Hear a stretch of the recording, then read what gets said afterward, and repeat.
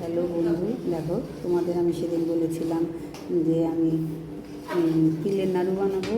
এবার আমি দেখো তোমাদের সামনে খইয়ের নাড়ু কী করে বানাতে হয় ওটা দেখাবো।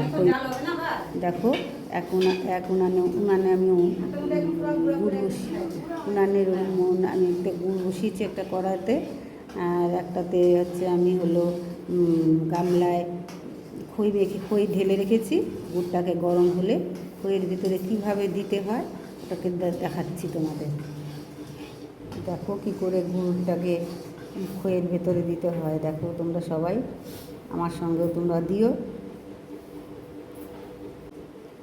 দেখো আমি খইয়ের ভেতরে কী করে গুড়টাকে ঢেলে দিচ্ছি, তোমরাও আমার সঙ্গে ঢালতে চেষ্টা করো, দেখবে এইভাবেই খই মাখা তৈরি হয়ে যাবে।